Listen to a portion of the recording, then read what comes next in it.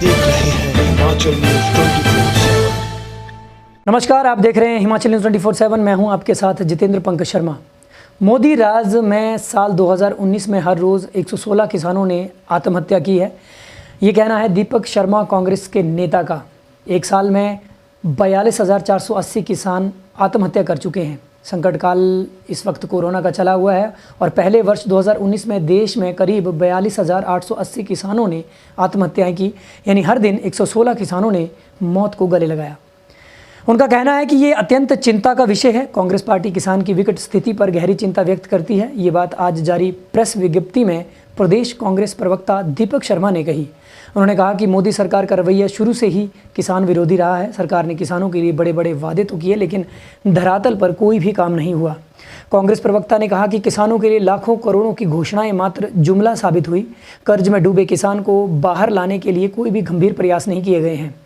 आर्थिक तंगी, कर्ज के जाल में फंसा किसान आत्महत्या करने के लिए मजबूर हो रहा है।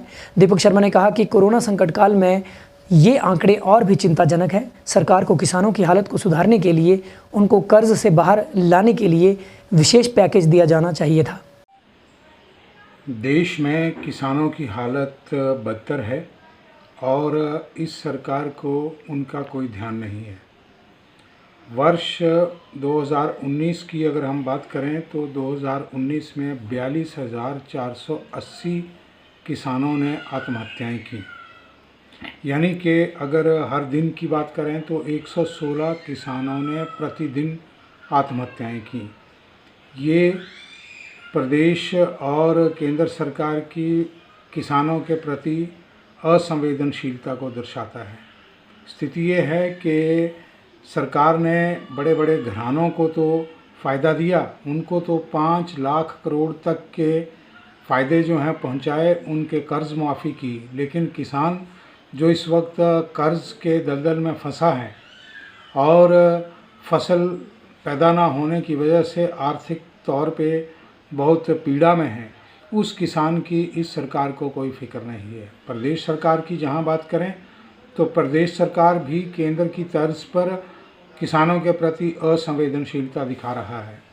अगर बागवानों की बात करें तो बागवान बुरी तरह से प्रभावित हैं। अभी सेब सीज़न चल रहा है, लेकिन जिस तरह से समस्याओं से सेब बागवान जूझ रहे हैं, सरकार उस तरफ पूर्णतः जो है वो लापरवाह रवैया अपना रही है। इसकी वजह से बेरोज़गारी बढ़ी है। ये 2019 के आंकड़े हैं। 2019 में जहां 116 किसानों ने प्रतिदिन आत्महत्याएं की, वहीं 38 बेरोज़गारों ने प्रतिदिन आत्महत्याएं की। ये आंकड़ा दर्शाता है कि अभी कोरोना काल और इस वर्ष में क्या स्थिति होगी, कितनी भयावह होगी, इसका अंदाज़ा लगाया जा सकता है। कांग्रेस पार्टी किसानों, बागवानों, मजदूरों, बेरोज़गारों के प्रति चिंतित है और सरकार से मांग करती है कि संवेदनशीलता दिखाते हुए आप इस वर्ग के लिए राहत दीजिए, उनकी सहायता कीजिए, उनके लिए विशेष कार्य योजना बनाइए।